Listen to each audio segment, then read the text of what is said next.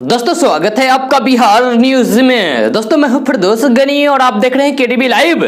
दोस्तों आज हो चुका है 18 मई 2021। तो आज की बिहार की टॉप न्यूज लेकर आए हैं आपके लिए। दोस्तों वीडियो स्टार्ट करने से पहले आपसे रिक्वेस्ट है, अगर आप नए आए इस चैनल पर तो फिर इस चैनल को सब्सक्राइब करके बेल आइकन को भी प्रेस कर दीजिए और साथ में वीडियो को लाइक कर दीजिए, अपने दोस्तों के साथ शेयर भी कीजिए। तो चलो दोस्तों स्टार्ट करते हैं आज की बिहार की टॉप न्यूज। दोस्तों किचन का बजट खाद्य तेलों ने बिगाड़ दिया है। जी हरी सब्जियों से लेकर आलू प्याज टमाटर जहां सस्ता हुआ है, वही सरसों तेल से लेकर रिफाइंड तक के दाम पिछले एक साल में आसमान पर पहुंच गए हैं। जी खाद्य तेल की महंगाई आम लोगों को कमर तोड़ने का काम कर रही है। हालात यह है कि पिछले एक साल में पाम ऑयल के दाम लगभग दोगुने से अधिक बढ़ गए हैं। जी हाँ, वैसे सिर्फ पाम ऑयल ही महंगा नहीं हुआ है, बल्कि सरसों, राइस ऑयल, तिल समेत सभी तेल के दाम में जबरदस्त उछाल आया है। पाम ऑयल का इस्तेमाल देश में पैकेट बंद फूड जैसे बिस्कुट, बेकरी प्रोडक्ट, साबुन, तेल, चॉकलेट, स्वीट्स और दूसरी चीजों में होता है, लिहाजा इनके दाम भी जल्द बढ़ सकते हैं। जिन होटलों रेस्टोरेंट में पाम ऑयल का इस्तेमाल होता है। दोस्तों इजराइल फलस्तीन के बीच जारी हिंसक टकराव पर रविवार को मुस्लिम देशों के संगठन ओआईसी के विदेश मंत्रियों की जेद्दा में आपात बैठक हुई। जहां इस संगठन में 57 मुस्लिम देश शामिल है। जहां बैठक में गाजा पट्टी के ताजा हालात पर गंभीर चिंता जताई है। बैठक में सदस्य देशों ने अल अक्सा मस्जिद पर इजराइल की कार्रवाई की निंदा की, लेकिन यहूदी देश के खिलाफ सदस्य देशों में मुखरता एवं एकजुटता नजर नहीं आई। कुछ देशों ने इजराइल के साथ राजनयिक संबंध कायम करने पर ओआईसी के सदस्यों देशों पर निशाना साधा। जब मुस्लिम हितों की बात करने वाले ओआईसी के सदस्य देश एकजुट होकर इजराइल पर तीखा हमला नहीं बोल सकी। यह उनके विचारों में आपसी मतभेद एक बार फिर से देखने को मिला। रिपोर्ट के मुताबिक फलस्तीन के विदेश मंत्री रियाद मलिक ने बैठक की शुरुआत में इजराइल के हमलों को कायरतापूर्ण कार्रवाई बताया। उन्होंने कहा कि हमें अल्लाह को बताने की जरूरत है कि हम अंतिम दिन तक लड़ाई लड़ेंगे। हम लंबे समय से इस समस्या को झेल रहे हैं। यह फलस्तीनियों के खिलाफ बिना वजह अपराध किया गया है। तुर्की के विदेश मंत्री मेवतुल कावुसओग्लू ने कहा कि पूर्वी यरूशलेम, वेस्ट बैंक और गाजा में ताजा तनाव बढ़ाने के लिए इजराइल अकेले रूप से जिम्मेदार है। दोस्तों बिहार में कोरोना संक्रमण के दूसरे लहर का पीक गुजर जाने से विश्वविद्यालयों में एकेडमिक कैलेंडर को फिर से पटरी पर लाने की उम्मीद बढ़ी है। हालांकि अभी ये उम्मीद धुंधली ही है, लेकिन पटना विश्वविद्यालय समेत राज्य के यानी कि बिहार के सभी अन्य विश्वविद्यालयों को अब लग रहा है कि जून में वे एकेडमिक प्रक्रिया को कुछ रफ्तार दे पाएंगे। कोरोना का जो लहर चल रहा था उससे अब तक तो यही लग रहा था कि जून में भी मई के जैसे ही हालात रहेंगे और कुछ नहीं हो सकेगा। दोस्तों कोरोना के बढ़ते प्रभाव के बीच सोमवार को बिहार में नेता प्रतिपक्ष तेजस्वी यादव फेसबुक लाइव आए।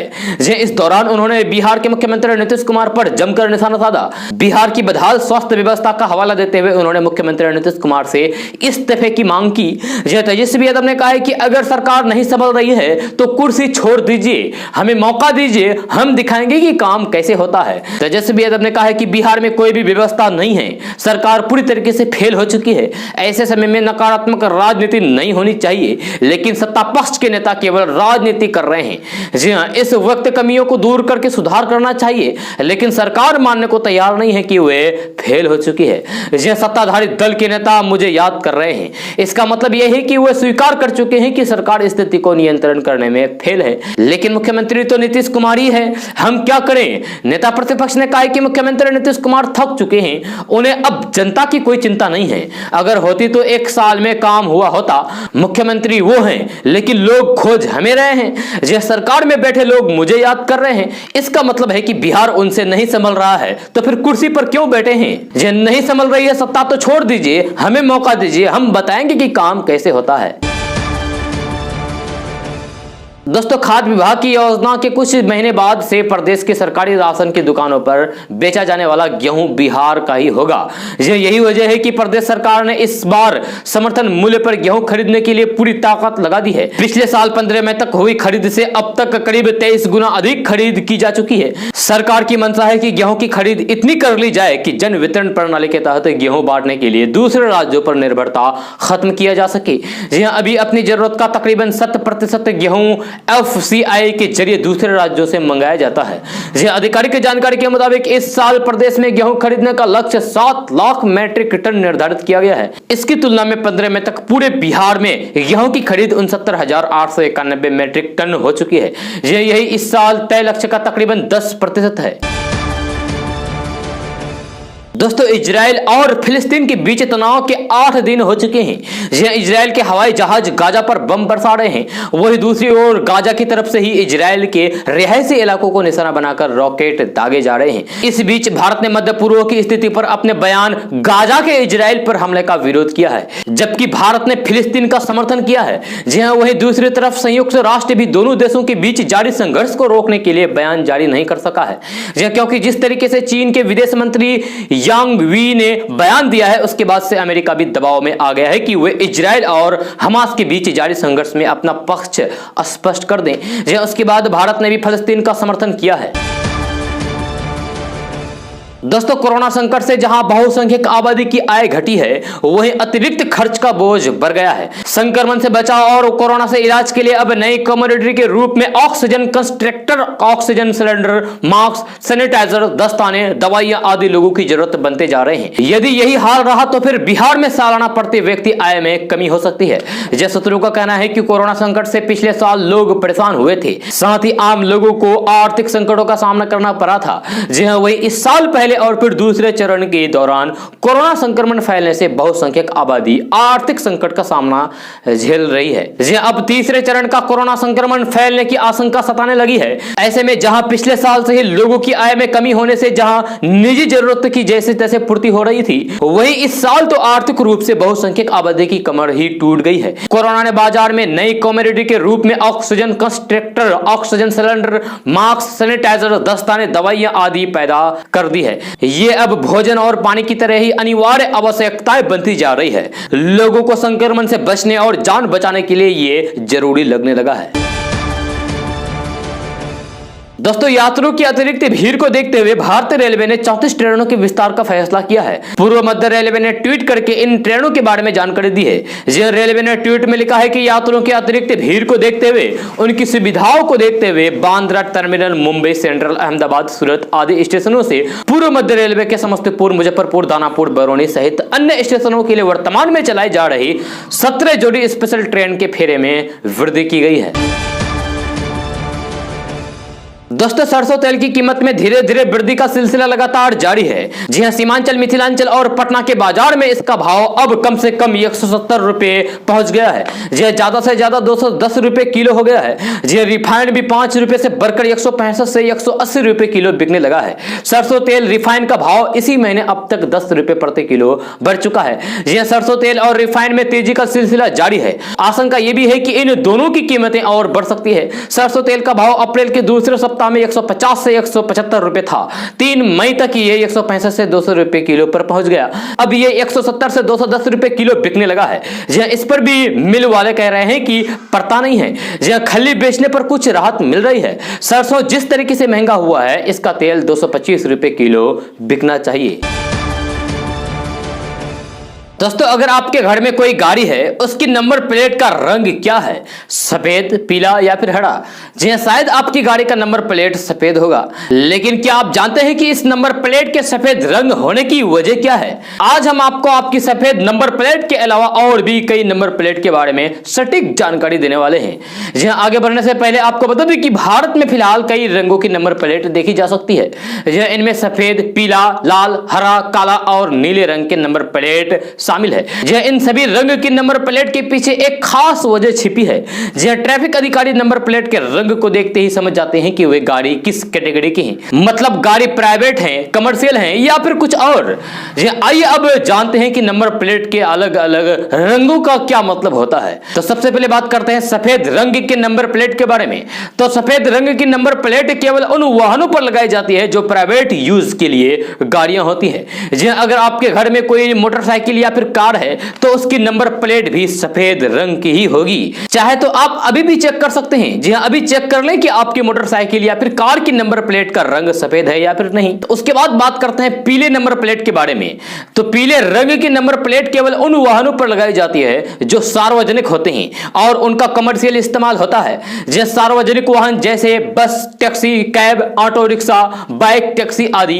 इनके अलावा कमर्शियल माल वाहनों पर भी पीले रंग की ही नंबर प्लेट लगाई जाती है। जब पीले रंग की नंबर प्लेट वाहन चलाने वाले ड्राइवरों के पास कमर्शियल ड्राइविंग लाइसेंस होना अनिवार्य है। उसके बाद बात करते हैं लाल रंग की नंबर प्लेट के बारे में। तो लाल रंग की नंबर प्लेट केवल भारत के राष्ट्रपति और राज्यपाल की गाड़ियों पर लगाई जाती है। जहां इन नंबर प्लेट पर नंबर के बजाय अशोक चिन्ह लगाया जाता है। जहां इनके अलावा लाल रंग की नंबर प्लेट उन वाहनों पर भी लगाई जाती है जिन्हें कोई कार निर्माता कंपनी टेस्टिंग या फिर प्रमोशन के लिए सड़कों पर उतारती है। इस तरीके के वाहनों को टेम्पररी नंबर मिलता है। उसके बाद बात करते हैं हरा नंबर प्लेट के बारे में। तो भारत में हरे रंग के नंबर प्लेट बिल्कुल नए हैं। जी हां, हरे रंग के नंबर प्लेट सिर्फ इलेक्ट्रिक वाहनों पर ही लगाए जाते हैं।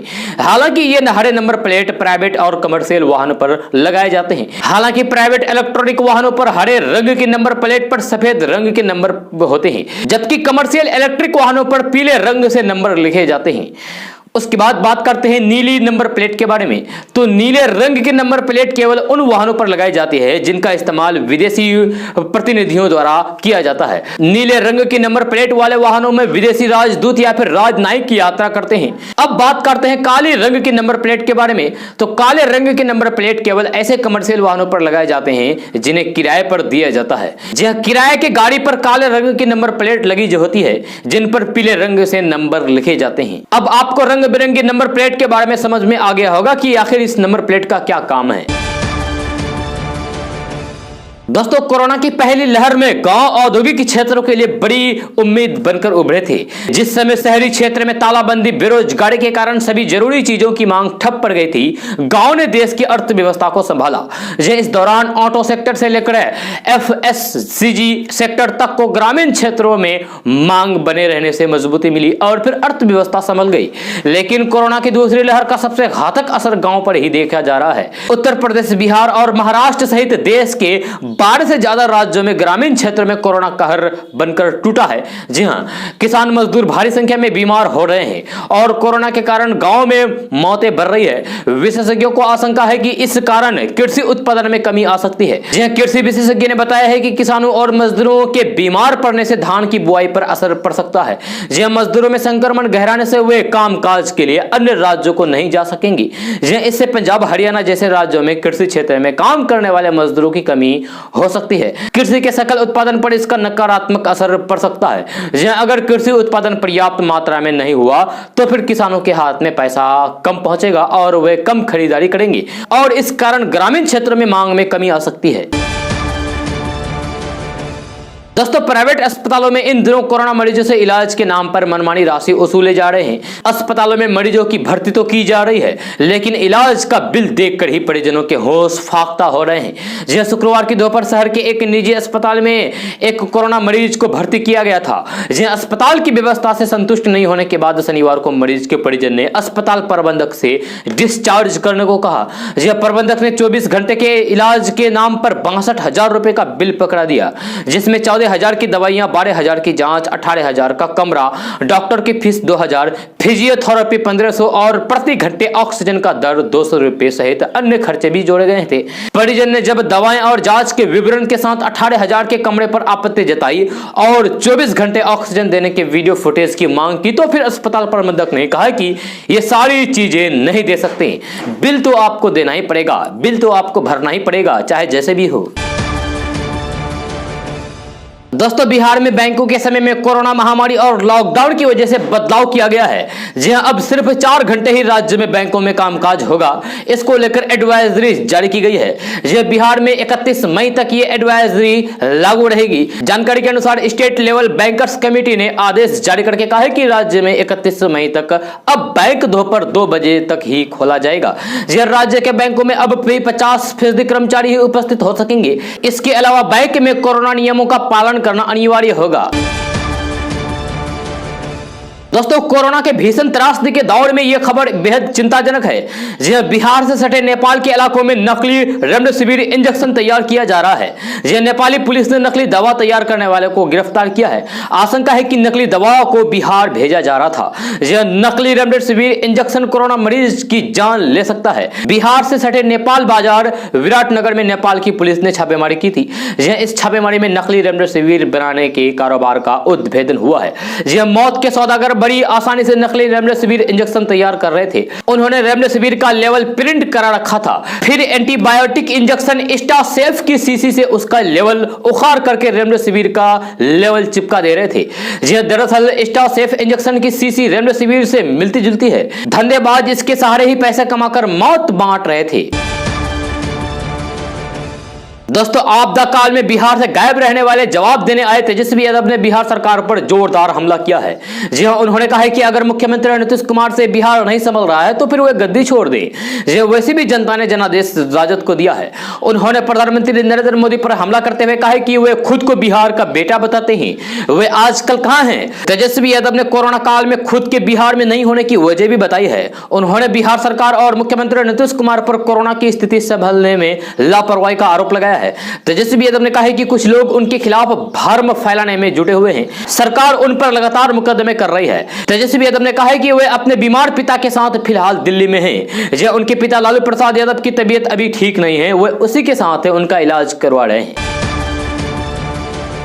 दोस्तों, बिहार समेत नालंदा जिले में मेडिकल ऑक्सीजन की जरूरत एवं किल्लत को देखते हुए भविष्य में किसी भी तरह की त्रासदी में मेडिकल ऑक्सीजन की किल्लत ना हो, इसके लिए नालंदा सांसद कौशलेंद्र कुमार ने एक सप्ताह पहले नालंदा जिला मुख्यालय समेत सभी अनुमंडलों में कुल 3 ऑक्सीजन प्लांट की अनुशंसा अपने सांसद निधि से की है। उन्होंने बताया है कि कोरोना की दूसरी लहर ने हम सबों को बड़ी सीख दी है। बीते 2 सप्ताह में ऑक्सीजन प्लांट मशीनरी लगाने वाली कुछ कंपनियों के फील्ड ऑफिसर से बात हुई है, जहां नालंदा में 3 अलग अलग जगहों पर प्लांट स्थापित किए जाने को लेकर सहमति बनी है। दोस्तों, असम विधानसभा चुनाव में मिली करारी हार के बाद कांग्रेस में इन दिनों राज्य में all India United democratic front यानी कि AIUDF के साथ किए गए गठबंधन को तोड़ने की मांग उठने लगी है। यह पार्टी नेताओं की एक धैर्य की मांग है कि असम कांग्रेस को महाजोत को खत्म कर देना चाहिए। इसके साथ ही कांग्रेस में चुनावी समझौतों को लेकर भी एक नीति बनाने की मांग की जा रही है। असम में कांग्रेस ने मौलाना बदरुद्दीन अजमल की पार्टी AIUDF के साथ गठबंधन करके इस बार चुनाव लड़ा था, लेकिन इसमें उसे खास सफलता नहीं मिल पाई और हार का सामना करना पड़ा। यह पार्टी के एक वरिष्ठ नेता ने कहा है कि कांग्रेस को AIUDF से गठबंधन तुरंत तोड़ देना चाहिए। इस कदम के लिए समीक्षा के लिए बनी सहमति की रिपोर्ट का इंतजार करनी चाहिए। यह कांग्रेस नेता ने कहा है कि AIUDF के साथ पार्टी गठबंधन खत्म करने में जितनी देर करेगी उसका उसे उतना नुकसान दूसरे राज्यों में भी होगा। यह उत्तर प्रदेश, उत्तराखंड, गुजरात और हिमाचल प्रदेश में अगले साल चुनाव होने वाले हैं। ऐसे में बीजेपी AIUDF नेताओं के बयानों के जरिए ध्रुवीकरण करने की कोशिश कर सकती है। दोस्तों, हालिया दिनों में इजराइल की जुल्म ज्यादती पर इस्लामिक रिसर्च सेंटर ने चिंता जताई है। कड़े शब्दों में इजराइल की कार्रवाई को जालिमाना और फिर दहशतगर्दाना कार्य बताया है। इस्लामिक रिसर्च सेंटर के अध्यक्ष मौलाना साहबुद्दीन रजवी ने कहा है कि 1948 में यूरोपियन देशों ने फिलिस्तीन में इजरायलियों को जबरदस्ती बसाया, फिलिस्तीन देश की जमीन के 2 टुकड़े किए और बैतुल मुकद्दस पर कब्जा जमाने का प्लान तैयार किया गया। इजराइल हमेशा अंतर्राष्ट्रीय कानूनों को तोड़ता आ रहा है। आए दिन फिलिस्तीनियों को मारना, मकानों में आग लगाना और मस्जिदों में नमाज नहीं पढ़ने दी जा रही है। जुल्म और बर्बरता के खिलाफ पूरी दुनिया के अमन पसंदों को विरोध करना चाहिए। उन्होंने कहा है कि कोई भी मुस्लिम देश फिलिस्तीन की मदद को आगे नहीं आ रहे हैं। उन्होंने भारत के मुसलमानों और खास पर मुस्लिम संगठनों से आह्वान किया है कि इजराइल के खिलाफ और फिलिस्तीन के समर्थन में उठ खड़े हो। कानून के दायरे में रहकर हमें हर प्लेटफॉर्म से अपनी बात कहना चाहिए। जी हां, मौलाना साहबुद्दीन ने प्रधानमंत्री नरेंद्र मोदी और विदेश मंत्री से इजराइल और फिलिस्तीन के बीच जंग बंद होने के लिए प्रयास करने की मांग की है। दोस्तों, गुजरात के गिर सोमनाथ जिले में सोमवार की सुबह 4.5 तीव्रता का भूकंप आया। जिन अधिकारियों ने बताया कि भूकंप से किसी के हताहत होने या फिर संपत्ति के नुकसान की खबर नहीं है। अरब सागर में उठे तूफान ताउक्ते का आंशिक असर बिहार पर भी पड़ सकता है। इस तूफान की वजह से 17 से 19 मई तक राज्य में बादल छा रह सकते हैं। यह प्री मानसून गतिविधियों के कारण कहीं कहीं गर्जन के साथ हल्की बारिश भी हो सकती है। अब तक तूफान से प्रभावित इलाकों में 8 लोगों की जान चली गई, वहीं सैकड़ों पेड़ गिरे हैं। साथ ही घरों को भी नुकसान पहुंचाया है। यह केरल, कर्नाटक और गोवा में तबाही मचाने के बाद साइक्लोन टोकते गुजरात का रुख कर चुका है। यह केरल, कर्नाटक और गोवा में तबाही मचाने के बाद साइक्लोन टोकते गुजरात का रुख कर चुका है। यह तूफान की आहट के साथ गुजरात के तटीय इलाकों में आजकल भारी बारिश की आशंका है। वहीं महाराष्ट्र में तेज हवाओं के साथ बारिश हो चुकी है।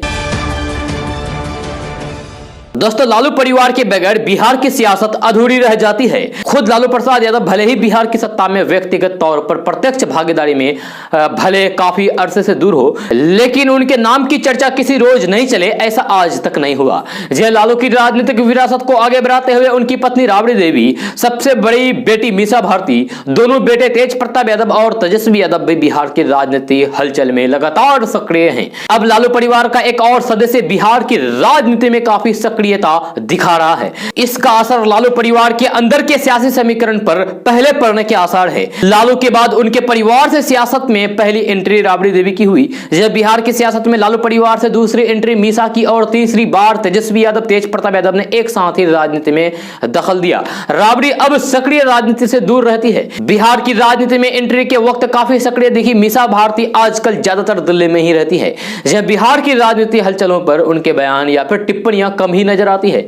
यह पाटलिपुत्र लोकसभा सीट से भाजपा के प्रत्याशी और फिर कभी लालू प्रसाद के बेहद करीबी रहे राम कृपाल यादव से हार के बाद से वे राज्यसभा के जरिए सदन में गई है। यह एक वक्त उन्हें भी बिहार में मुख्यमंत्री के उम्मीदवार के तौर पर देखा जाता था। लालू राबड़ी की 7 बेटियां हैं। यह सभी की शादी हो चुकी है। यह कई की शादी तो बिहार से बाहर दूसरे प्रदेशों के राजनीतिक घरानों में हुई है। लालू की दूसरी बेटी रोहिणी की शादी बिहार में ही औरंगाबाद जिले के रहने वाले पेशे से कंप्यूटर इंजीनियर राव समरेश सिंह से हुई है। जब तीसरी बेटी चंदा यादव की शादी एयरलाइंस पायलट विक्रम सिंह, चौथी बेटी रागिनी की शादी यूपी के सपा नेता राहुल यादव, पांचवी बेटी हेमा की शादी दिल्ली के राजनेता विनीत यादव, छठी बेटी धन्नू उर्फ अनुष्का की शादी हरियाणा के राजनेता चिरंजीवी राव और सातवीं बेटी राज लक्ष्मी की शादी यूपी के मुलायम सिंह यादव के पोते तेज प्रताप यादव से हुई है। अब लालू प्रसाद यादव की दूसरी बेटी रोहिणी बिहार की राजनीति में रुचि दिखा रही है। बिहार की राजनीतिक हलचलों पर टिप्पणियां देने में वे अपनी बड़ी बहन और राज्यसभा सदस्य मीसा भारती से आगे दिखती है। यह हाल के दिनों में उन्होंने ट्विटर पर अपनी सक्रियता काफी बढ़ा दी है। रोहिणी का यह अकाउंट फिलहाल ऑन वेरीफाई है। इस अकाउंट पर रोहिणी की जो प्रोफाइल तस्वीर लगी है उसमें खुद के अलावा उन्होंने अपने पिता लालू प्रसाद यादव और छोटे भाई तेजस्वी यादव की तस्वीर लगा रखी है।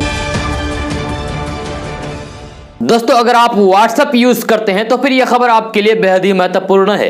जी हां, WhatsApp ने अपनी प्राइवेसी पॉलिसी की डेडलाइन में कोई भी बदलाव नहीं किया है। कंपनी ने दिल्ली में कहा है कि यूजर्स को हम 15 मई से अधिक की मोहलत नहीं दे सकते हैं। इसीलिए जिस किसी ने प्राइवेसी पॉलिसी को स्वीकार नहीं किया है, अब उनके अकाउंट को हम डिलीट करना शुरू करेंगे। जी हां, हाईकोर्ट में कंपनी की पैरवी कर रहे वकील कपिल सिब्बल का कहना है कि यूजर्स से प्राइवेसी पॉलिसी को स्वीकार करने के लिए कहा जा रहा है।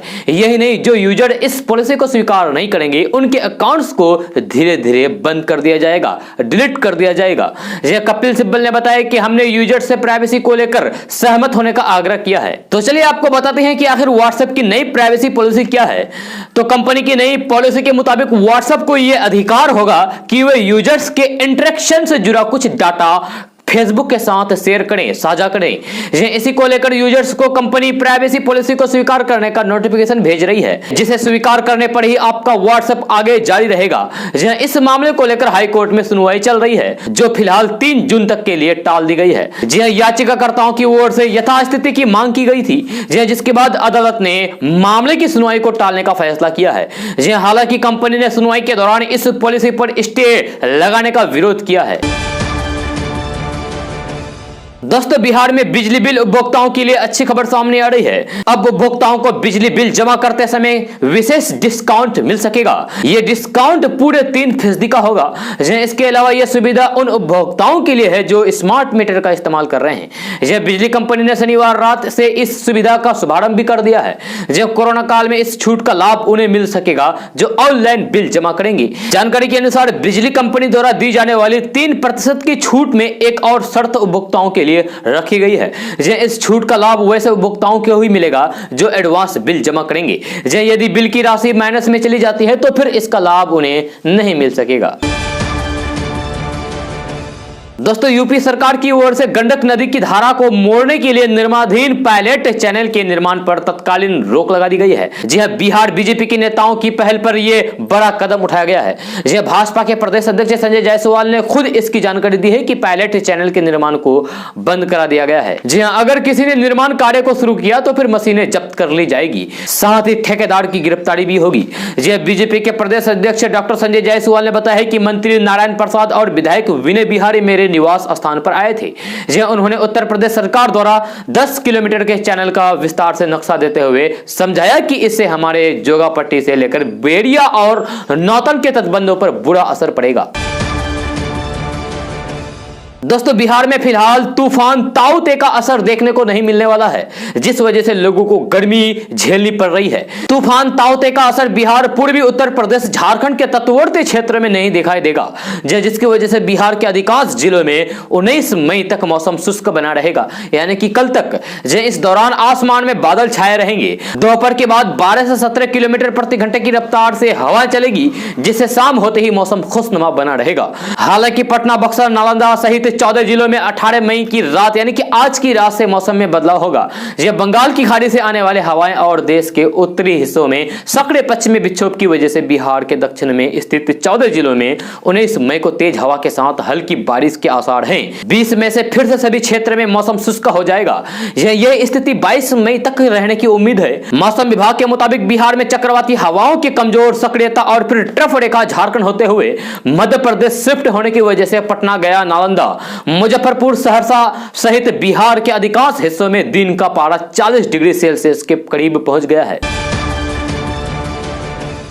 दोस्तों भारत सरकार ने एक बार फिर से चालान से जुड़े नियमों में बदलाव किया है। नए नियमों के आने के बाद 4 साल के बच्चे को भी एक सवारी माना जाएगा। जी अगर आप भी स्कूटर, मोटरसाइकिल, एक्टिवा पर अपने बच्चे और बीवी के साथ बाहर जा रहे हैं तो फिर आपका चालान कट सकता है। जी हां, अगर आपके बच्चे की उम्र 4 साल से ज्यादा है तो फिर आपको बाइक पर संभल कर निकलने की जरूरत है। नए मोटर व्हीकल एक्ट में स्कूटर, एक्टिवा, मोटरसाइकिल पर 4 साल से अधिक उम्र के बच्चे को तीसरी सवारी माना जाएगा। नए मोटर वाहन अधिनियम की धारा 194A के अनुसार इस नियम का उल्लंघन करने पर 1000 रुपए का चालान कट सकता है। इसके साथ ही अगर आप कार में शराब पीते हुए पकड़े जाते हैं तो फिर आपको पहली बार में 10,000 या फिर 6 महीने की जेल हो सकती है, और दूसरी बार अगर आप ऐसे गलती करते हैं तो फिर ऐसे गलती करने पर 2 साल की जेल और 15,000 रुपए का जुर्माना देना पड़ सकता है। तो अगर आप भी अपने कार में शराब पीते हैं तो संभल जाइए, नहीं तो आप पर भी भारी पड़ सकता है।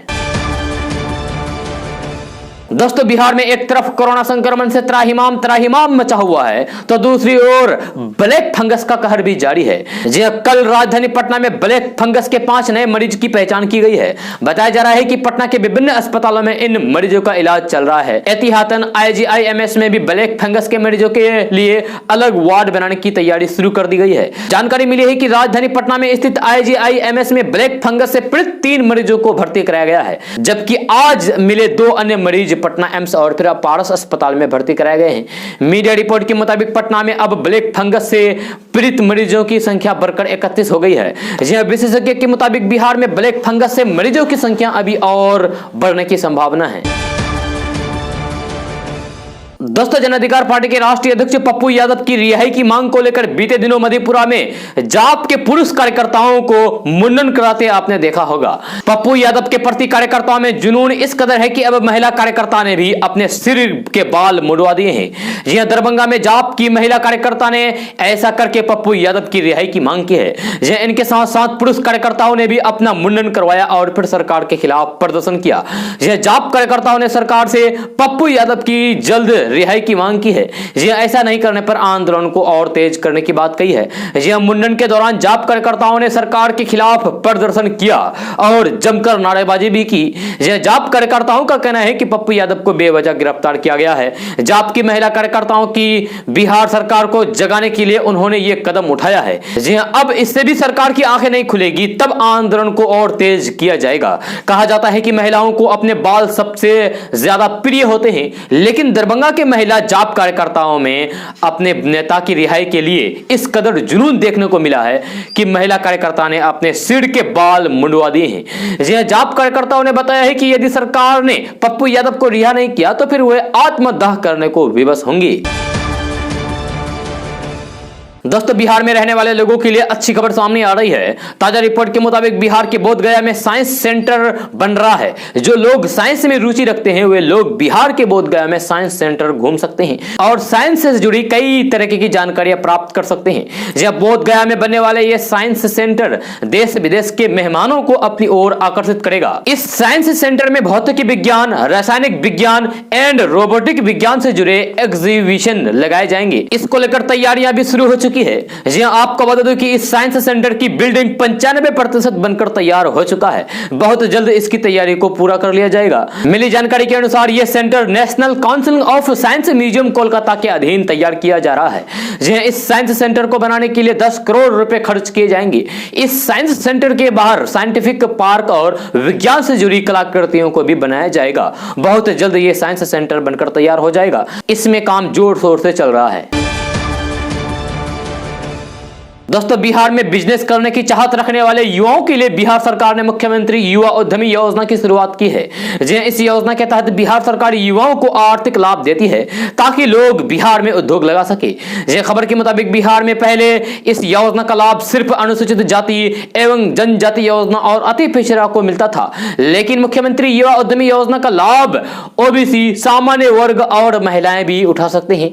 आपको बता दें कि बिहार सरकार ने उद्यमी योजना का लाभ ओबीसी, सामान्य वर्ग और महिला वर्ग के युवाओं को भी देने का ऐलान किया है। इसका लाभ लेने के लिए आप विभाग की आधिकारिक वेबसाइट पर जाकर ऑनलाइन के द्वारा आवेदन कर सकते हैं। मिली जानकारी के अनुसार महिलाओं को सरकार कुल 10 लाख रुपए तक का ऋण देगी, जिसमें 5 लाख बिना ब्याज के मिलेंगे। वहीं एससी, एसटी और फिर अति पिछड़ा वर्ग को भी 5 लाख बिना ब्याज के मिलेंगे, जबकि 5 लाख रुपए 1% ब्याज पर दिए जाएंगे। अगर आप भी इस योजना का लाभ उठाना चाहते हैं तो फिर आप इसकी आधिकारिक वेबसाइट पर जाएं और ये वेबसाइट है www.startup.bihar.gov.in।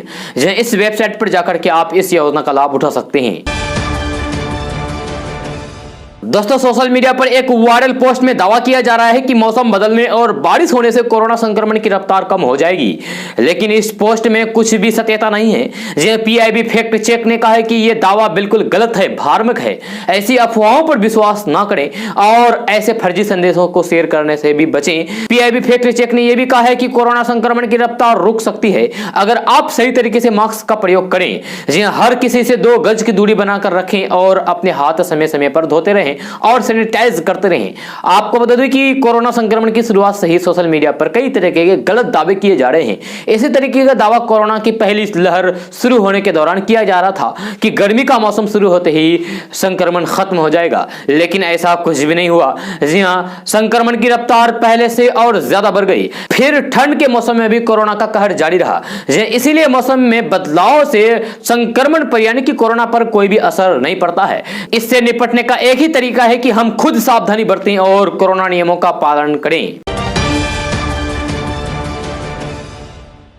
दोस्तों, आज का न्यूज़ बस यहां तक। कैसा लगा जरूर अपना सुझाव दीजिएगा नीचे कमेंट बॉक्स में कमेंट करके। अगर आप नए आए इस चैनल पर तो फिर इस चैनल को सब्सक्राइब करके बेल आइकन को भी प्रेस कर दीजिए और साथ में वीडियो को लाइक कर दीजिए, अपने दोस्तों के साथ शेयर भी कीजिए।